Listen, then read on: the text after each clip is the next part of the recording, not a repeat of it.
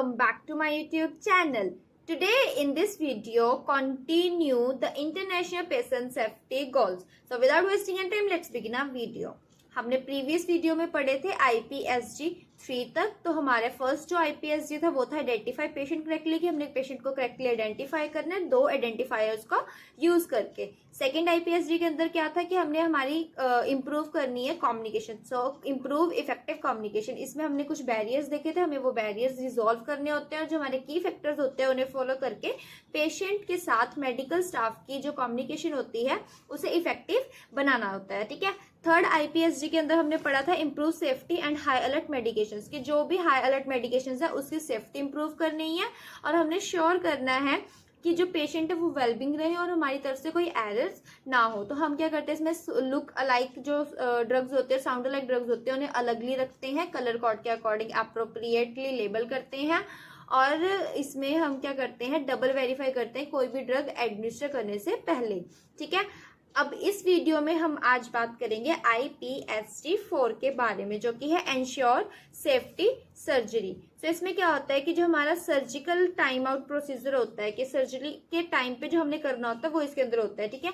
तो हम क्या करते हैं कि सर्जरी के टाइम पे हम पोज लेते हैं, पोज टेकन बिफोर इंसीजन, मतलब हमें कट करने से पहले, इंसीजन लगाने से पहले एक पोज लेना होता है और उस पोज में सर्जिकल प्रोसीजर से पहले इंश्योर करना होता है correct patient, correct procedure and the correct site for the patient safety.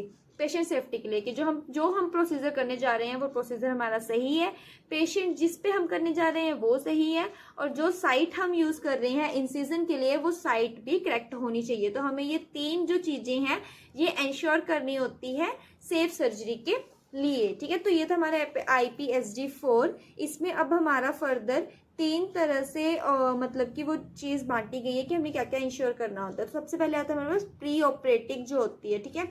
So pre operative के अंदर क्या आता है कि हमने पेशेंट की असेसमेंट करनी है, उसकी मेडिकल हिस्ट्री, मेडिकेशंस, जो भी प्रीवियस सर्जरी और फिजिकली एग्जामिनेशन करनी होती है पेशेंट की। ठीक है।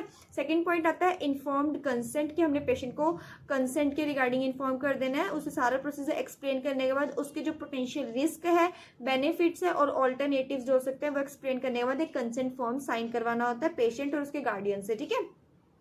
प्री ऑपरेटिव टेस्टिंग होती है, जो भी हमें ओवरऑल टेस्ट करने होते हैं हेल्थ के रिगार्डिंग, ब्लड टेस्ट वगैरह, उसके रिपोर्ट्स वो सारे परफॉर्म करने चाहिए। एनेस्थीसिया एवेल्युएशंस, ठीक है, एनेस्थीसिया के रिगार्डिंग एवेल्युएशन होती है वो करनी है। सर्जिकल टीम जो होती है उसे ब्रीफली क्या डिस्कस करना होता है, सर्जिकल प्लान डिस्कस करना होता है। एंटीसिपेटेड चैलेंजेस जो होते हैं वो देखने होते हैं। स्पेसिफिक रूल्स और रिस्पॉन्सिबिलिटीज जो होती हैं, उनके रोल्स होते हैं वो एक्सप्लेन करने होते हैं और उन्हें नॉलेज होनी चाहिए पेशेंट के रिगार्डिंग कि पेशेंट क्या सेकेंडरी डिजीज उसे है, क्या उसका स्टेटस चल रहा है, करंट उसकी क्या हेल्थ रिपोर्ट है और सर्जरी क्यों करी जा रही है, कैसे होनी है। तो ये सारी चीजें जो होती है, रोल्स, रिस्पॉन्सिबिलिटी और नॉलेज पेशेंट के लिए, ये उसे ऑपरेशन से पहले हमें पता होनी चाहिए। तो ये हमारी प्री ऑपरेटिव के अंदर आता है सेफ सर्जरी के लिए। ठीक है। अब हम बात करते हैं इंट्रा ऑपरेटिव के बारे में, कि जो बीच का टाइम होता है उसमें हमने क्या करना होता है, हमने क्या करना होता है, स्टराइल इन्वायरमेंट रखना होता है। मतलब हमें इंस्ट्रूमेंट्स जो होते हैं वो स्टराइल होने चाहिए, जो भी टीम मेंबर्स वहाँ पे काम कर रहे हैं उन्हें प्रॉपर हैंड हाइजीन मेंटेन करनी चाहिए और उनके आई साइट के लेवल पे ही जो हमारे इंस्ट्रूमेंट्स है वो रहने चाहिए। अगर बिहाइंड द आई है तो हम उसे अनस्टराइल कंसीडर करेंगे। ठीक है। पेशेंट के वाइटल साइंस जो होते हैं वो हमें रेगुलरली मॉनिटर करना होता है। सर्जिकल चेकलिस्ट होती है जिसमें हमने करेक्ट पेशेंट, करेक्ट प्रोसीजर और करेक्ट साइट को चेकलिस्ट करना होता है। ठीक है। कम्युनिकेशन बनानी होती है और कोलैबोरेशन, मतलब मिलके काम करना है, कम्युनिकेशन मेंटेन रखनी है, एक्टिव लिसनिंग होनी चाहिए कि जो हमारा सर्जन है वो हमें कुछ भी काम कह रहा है तो हमें उसे तुरंत सुन के एकदम से एक्शन करना है उसके रिगार्डिंग। ठीक है। स्टैंडर्डाइज कम्युनिकेशन होनी चाहिए हमारे बीच में। सो ये होता है इंट्रा ऑपरेटिव, जो हमने इंट्रा ऑपरेटिव के टाइम पे सेफ्टी रखनी होती है। ठीक है। अब हम बात करेंगे पोस्ट ऑपरेटिव के बारे में। सो पोस्ट ऑपरेटिव के अंदर आते हैं रिकवरी एंड मॉनिटरिंग, कि हमारा जो पेशेंट है उसका ऑपरेशन हो चुका है, अब वो रिकवरी स्टेज में है। तो हम इसमें क्या करेंगे, पोस्ट एनेस्थीसिया, लाइक उसका अभी ड्यूरिंग हमने जो दिया था उसके बाद पोस्ट एनेस्थीसिया केयर जो होगी वो देखेंगे। ठीक है। केयर यूनिट में उसे रखेंगे, वाइटल साइंस उसके ऑब्जर्व करेंगे, पेन लेवल देखेंगे और ओवरऑल कंडीशन पेशेंट की कैसी है वो चीज़ हम इसमें चेक करेंगे, ठीक है। सेकंड हमारे पास इसमें आता है पोस्ट ऑपरेटिव इंस्ट्रक्शंस। पेशेंट को पोस्ट ऑपरेटिव इंस्ट्रक्शंस देनी होती है, जैसे कि लाइक उसे इन्फॉर्मेशन देनी है कि उसने कैसे वुंड केयर करनी है, ठीक है। मेडिकेशन एडमिनिस्टर करनी है तो उसके एडमिनिस्ट्रेटिंग टाइम्स की आपने सुबह ये टैबलेट लेनी है, ये शाम को लेनी है, तो वो उसे एक्सप्लेन करना है। मेडिकेशन एडमिनिस्ट्रिंग, ठीक है। एक्टिविटी जो रिस्ट्रिक्ट कर रखे हैं, मतलब उसकी मोबिलाइजेशन जो होती है वो रिस्ट्रिक्ट कर देते हैं, या फिर हम उसे बोल देते हैं कि अगर आपकी लेफ्ट साइड में कोई सर्जरी है तो आपने उस साइड पे टर्न करके नहीं सोना है, तो कुछ हम मूवमेंट रिस्ट्रिक्ट कर देते हैं, तो वो एक्टिविटी रिस्ट्रिक्शंस भी हमने पेशेंट को एक्सप्लेन करनी होती है।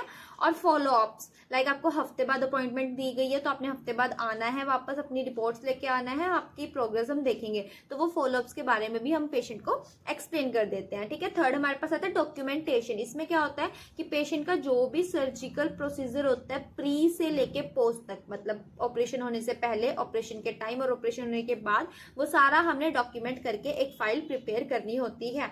तो ये होता है पोस्ट ऑपरेटिव के अंदर, ऑपरेशन होने के बाद हम सारे डॉक्यूमेंटेशन करते हैं, ठीक है। अब हम बात करेंगे IPSG 5, that is reduce risk of health care associated infections की। जो हेल्थ केयर एसोसिएटेड इन्फेक्शंस होता है उसके हमने रिस्क को रिड्यूस करना है। कैसे करेंगे हम? अब 5 मूवमेंट होते हैं इसके अंदर हमारी हैंड हाइजीन की, तो हमने वो मैंडेटरी है हमारे लिए फॉलो करना। कौन कौन सी होती है, कौन कौन सी होती है आप मुझे कमेंट में बताएंगे, ठीक है। बस इसके बाद हमारे पास 7 स्टेप आते हैं हैंड वॉशिंग के। ये भी आपका होमवर्क है कि आप मुझे कमेंट में बताएंगे हैंड वॉशिंग के स्टेप्स। ही मैंने आपको हैंड हाइजीन में इन्फेक्शन कंट्रोल में करवा रखा है, ठीक है। और इसमें हमारे जो 7 स्टेप्स होते हैं हैंड हाइजीन के, वो हमें इसमें फॉलो करने होते हैं, ठीक है। वैक्सीनेटेड होना चाहिए पेशेंट, मतलब पर्सन जो है हेल्थ केयर, वो वैक्सीनेटेड होना चाहिए। जो भी वायरसेस होते हैं जैसे कि हेपेटाइटिस बी की वैक्सीन हो गई, ठीक है, कोविड की 2 वैक्सीन है वो वैक्सीनेटेड होना चाहिए, ठीक है। ये जो वैक्सीनेशन होती है अप्रोप्रिएट वो होनी चाहिए। PPE का यूज करना है, पर्सनल प्रोटेक्टिव इक्विपमेंट का हमने अच्छे से यूज करना है ताकि पेशेंट के को कोई इन्फेक्शन हो सके हेल्थ केयर प्रोवाइडर के थ्रू, ठीक है। रिपोर्ट और रिकॉर्ड मेंटेन करके रखनी होती है। इसके थ्रू हम क्या करते हैं, पेशेंट का जो रिस्क है हेल्थ केयर एसोसिएटेड के थ्रू पेशेंट को कोई इन्फेक्शन हो सकता है, तो वो हम रिड्यूस करते हैं हैंड हाइजीन करके, ठीक है। उसकी जो मूवमेंट्स होती है before the patient, after the patient, surrounding environment वाली, वो वाली, ठीक है, वो चीज मेंटेन करनी है। 7 स्टेप्स जो होते हैं हैंड वॉशिंग के, पाम टू पाम, ठीक है, बैक ऑफ द हैंड, ये सारे आप मुझे कमेंट्स में बताओगे। और वैक्सीनेशन होती हैं वो, ये सारे क्या करते हैं, बैरियर्स प्रोवाइड कर देते हैं इन्फेक्शन ट्रांसमिशन के लिए, तो ये हमें फॉलो करने होते हैं। अब हम बात करेंगे IPSG 6 के बारे में, ठीक है। इसके अंदर क्या होता है, reduce risk of patient harm resulting from fall. हमने क्या करना है कि पेशेंट का रिस्क रिड्यूस करना है फॉल का, जिसके कारण उसे हार्म हो रहा है फर्दर, ठीक है। तो हमने फॉलिंग रिस्क का रिड्यूस करना है ताकि उसे कोई हार्म ना हो सके। तो इसमें हम क्या करते हैं, assessment of risk of patients fall during hospitality. तो इसमें क्या है कि हॉस्पिटलाइजेशन या हॉस्पिटैलिटी के टाइम पे क्या होता है कि हमने पेशेंट को एडमिट कर रखा है, तो हमने उसका जो रिस्क है फॉल का वो असेस करना होता है। फिर reassessment for same and fall preventive measures to be adopted. हमने वापस रीअसेस करना है सेम चीज पेशेंट के मतलब कि उसके रिस्क फॉल को, और उसको असेस करने के बाद उसके जो फॉल प्रिवेंटिव्स हैं वो मेजर्स को हमने अडॉप्ट करना है, फॉलो करना है। जस्ट लाइक हमने साइड रेल्स जो होती हैं वो ऊपर की तरफ को मतलब कि ऐसे रख देने ताकि पेशेंट जब टर्न करे तो वो गिर ना जाए, ठीक है। प्रॉपर लाइटनिंग होनी चाहिए रूम में, ठीक है, ताकि पर्सन अगर वॉशरूम वगैरह जा रहा है तो नीचे पैर रखे तो वो एकदम फिसल ना जाए, उस चीज़ के लिए प्रॉपर लाइटनिंग होनी चाहिए। दिखना चाहिए पेशेंट को कि नीचे कुछ है तो नहीं। फ्लोर इरेगुलरिटी नहीं होनी चाहिए, स्मूथ फ्लोर होना चाहिए। अगर इरेगुलर होएगा तो पर्सन जो है वो गिर सकता है, ठीक है, इरेगुलरिटी के कारण। और बैनर्स फॉर वेट फ्लोर्स, अगर वेट फ्लोर है कुछ गिरा हुआ है तो बैनर्स का यूज करें ताकि जो पेशेंट है वो अवेयर हो जाए कि वहां पे कुछ स्पिल हो रखा है, गिर रखा है। Clean and dry decontaminated the floor, हमने क्या करना है, फ्लोर को डिसकंटेमिनेट रखना है और क्लीन रखना है और ड्राई रखना है। अगर फ्लोर वेट होएगा तो पेशेंट जो है वो स्लिप करके गिर सकता है। तो ये हमारे जो रिस्क होते हैं फॉल के वो रिड्यूस करने होते हैं IPSG 6 के अंदर। अब हम बात करेंगे लास्ट IPSG 7 के बारे में, जो कि क्या होता है, reduce patient harm associated with clinical alarm system. So इसमें क्या होता है, working properly, that is they should neither be too noisy and long duration nor be of very short time with low pitch. अब क्या बोला गया है कि हमने पेशेंट को ही है हार्म में है, ठीक है, तो हमारे जो क्लिनिकल अलार्म सिस्टम्स होते हैं वो पेशेंट को कोई हार्म ना प्रोवाइड करे, इसलिए हमने उसको रिड्यूस करना है वो हार्म जो कि क्लिनिकल अलार्म सिस्टम के कारण हो रही है। तो क्या चीज है, एक तो उनकी जो वर्किंग है वो प्रॉपरली होनी चाहिए, फॉल्स वर्किंग नहीं होनी चाहिए, जिसका मतलब क्या आ रहा है कि जो पेशेंट के मॉनिटर अलार्म्स है, क्लिनिकल अलार्म सिस्टम्स है, वो ज्यादा नॉइसी नहीं होनी चाहिए, मतलब बहुत ज्यादा लाउड आवाज नहीं होनी चाहिए और लंबे टाइम के लिए नहीं होनी चाहिए, लॉन्ग ड्यूरेशन नहीं होनी चाहिए, ठीक है, ना ही वो शॉर्ट टाइम के लिए होनी चाहिए, इतने भी शॉर्ट नहीं होनी चाहिए कि जो नर्स है उसको अगर कोई इमरजेंसी है पेशेंट के रिगार्डिंग अलार्म बज रहा है तो नर्स को पता ना चले, ठीक है, और लो साउंड भी नहीं होनी चाहिए उनकी, थोड़ी मतलब मीडियम साउंड होनी चाहिए, जो मॉडरेट साउंड होती है वो होनी चाहिए कि पेशेंट को भी हार्म ना हो और नर्स भी अवेयर हो जाए, ठीक है। The pitch and duration of alarm system sound must be appropriate always and well regulated in healthcare setting। healthcare settings के अंदर जो भी हमारे alarms उसके अंदर लगाए गए हैं तो वो क्या होने चाहिए, उसकी जो पिच और ड्यूरेशन है उस सिस्टम की, उस साउंड की, वो अप्रोप्रिएट होनी चाहिए, ना तो पेशेंट को हार्म करनी चाहिए उस साउंड से और उस ड्यूरेशन से, ठीक है।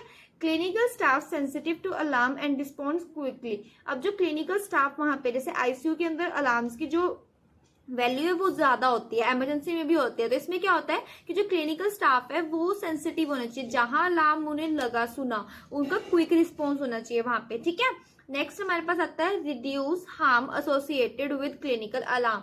अब जो भी क्लिनिकल अलार्म के रिगार्डिंग हार्म हो रहा है वो रिड्यूस करना है। अब सपोज कोई पर्सन सो रहा है और एकदम से अलार्म बज जाएगा, इतनी तेज अलार्म बज जाएगा तो वो पर्सन की नींद भी खराब हो जाएगी, ठीक है, और वो डर भी जाएगा। तो इस हिसाब से जो हमारी अलार्म की साउंड है वो ठीक होनी चाहिए और ज्यादा लंबी नहीं होनी चाहिए, ये चीज है। तो हमें हमारा जो रिड्यूस है उसके रिगार्डिंग जो हार्म हो रहा है क्लिनिकल अलार्म के कारण वो रिड्यूस करना होता है, ठीक है। सो ये थे हमारे IPSG 7 टाइप्स के। तो आई होप आपको समझ आया होगा। एक बार मैं समराइज कर देती हूँ सारे जो भी हमने प्रीवियस वीडियो में पढ़ा और इसमें पढ़ा।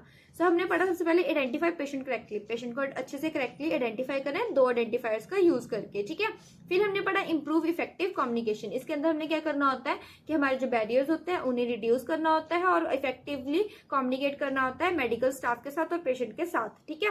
नेक्स्ट हमने पढ़ा improve safety end of high alert medication. अब जो हाई अलर्ट मेडिकेशन है उसकी जो सेफ्टी है वो इंप्रूव करनी है हमने, जिससे उसकी स्टोरिंग जो होती है प्लेस वो अच्छे से हमें पता होनी चाहिए। स्टोर्ड के लिए हमें लेबल करना है मेडिसिन को और कलर कोड के अकॉर्डिंग जो रेगुलेशंस है उसके अकॉर्डिंग हमें रखना होता है।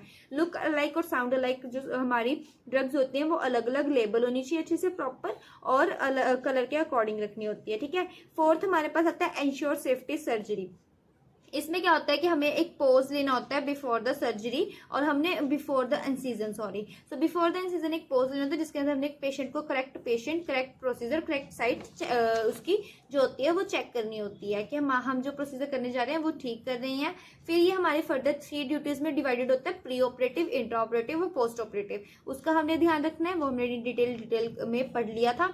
अब फिफ्थ हमारे पास आता है IPSG 5 जिसके अंदर क्या था, हम reduce risk of health care associated infection के, जो हेल्थ केयर के द्वारा इन्फेक्शन एसोसिएट हो रहा है उसके रिस्क को हमने कम करना है। कैसे, हैंड हाइजीन की मूवमेंट्स और हैंड वॉशिंग के जो स्टेप्स होते हैं उनको फॉलो करके, वैक्सीनेट करके, PPE किट का यूज करके और रिपोर्ट को मेंटेन करके।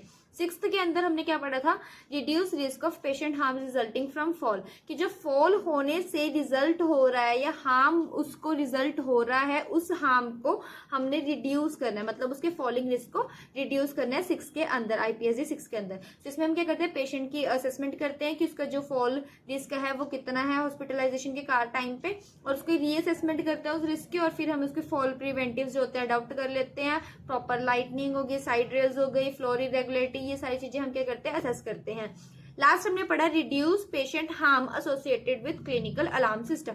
अब क्लिनिकल अलार्म सिस्टम जो होते हैं उसके रिगार्डिंग जो पेशेंट को हार्म एसोसिएट हो रहा है वो उसकी रिस्क को हमने रिड्यूस करना होता है, ठीक है। तो इसमें क्या होता है, हमारे जो अलार्म्स होते हैं वो अच्छे से प्रॉपरली वर्क करने चाहिए, ठीक है। दूसरी चीज, ज्यादा आवाज नहीं होनी चाहिए उनकी, लंबे टाइम के लिए नहीं होनी चाहिए या शॉर्ट टाइम के लिए नहीं होनी चाहिए, और लो पिच नहीं होनी चाहिए। तो मॉडरेट और अप्रोप्रिएट पिच साउंड ड्यूरेशन उस अलार्म की होनी चाहिए। जो हमारा क्लिनिकल स्टाफ है वो सेंसिटिव होना चाहिए, उसे अलार्म के लिए क्विक रिस्पॉन्स करना आना चाहिए, ठीक है। और जो हमारे हार्म एसोसिएट हो रहे क्लिनिकल अलार्म के थ्रू वो हमें रिड्यूस करने होते हैं। सो आई होप आपको समझ आया होगा। मिलते हैं नेक्स्ट वीडियो में, बाय बाय।